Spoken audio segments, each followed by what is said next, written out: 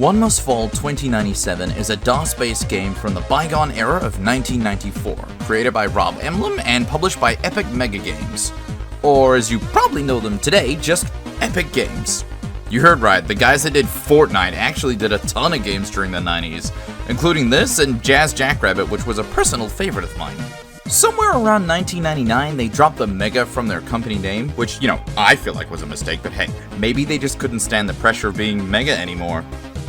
You think Mega Man gets like that? At what point do you think he'll hang up the moniker of Mega and just go back to being Man? Let's put a pin in that before we get too mega deep and talk about robots punching the crap out of other robots. And no, not that one Hugh Jackman movie.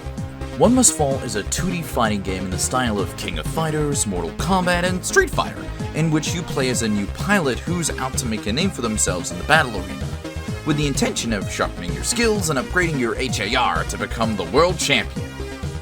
HAR is short for Human-Assisted Robot. They're the giant mechs that you pilot in the game.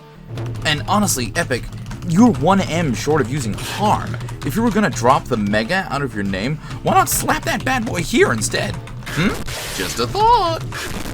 While the game has a single-player mode akin to your standard arcade mode in any fighting game, the real fun in OMF comes from the tournament mode, making your custom pilot, putting the money forward to enter tournaments and make a name for yourself.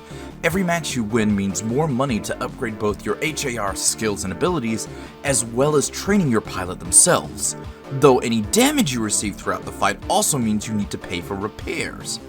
Meaning the less damage you take, the more money you make.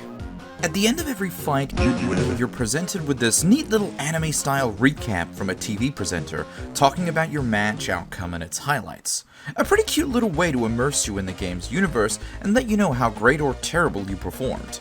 Directly after this, you get a little view from your hangar, showing the state of your HAR and getting feedback from the team chief engineer Plug, who hints at a past in the arenas as a pilot, though there isn't any real lore outside the game to give us a deeper dive on his character. As you become more prestigious, you'll get the option to change your HAR to one of the many other models available. Your starting model is the Jaguar, a fairly balanced bot who's the poster child of the game. But one thing to keep in mind when trading up to a new model is that any upgrades you've invested into your mech will be gone. You don't have the option to own multiple HARs, and your new mech will start with only its baseline stats.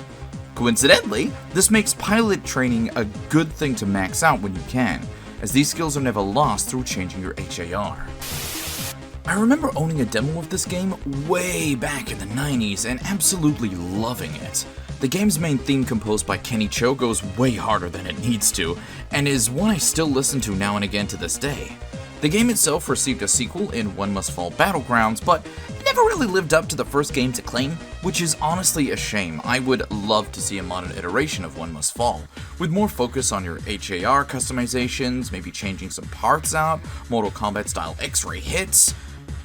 But, hell, I'll settle for them throwing the Jaguar in like Fortnite or something. If you can put Alien and Naruto in there, why the hell not, Epic?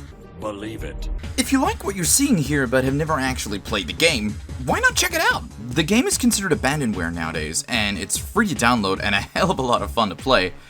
Though if you're using a computer made in like this century, you will need to run it through DosBox, which I struggled to get sorted, so, shout out to my friend Vitorcus, who both had the game and DosBox ready to go and really made this episode possible. Well, I think that'll do it for One Must Fall 2097. Thanks for watching, everybody. I hope this little nostalgic slice of early 90s gaming was a fun watch. Until next time, take care!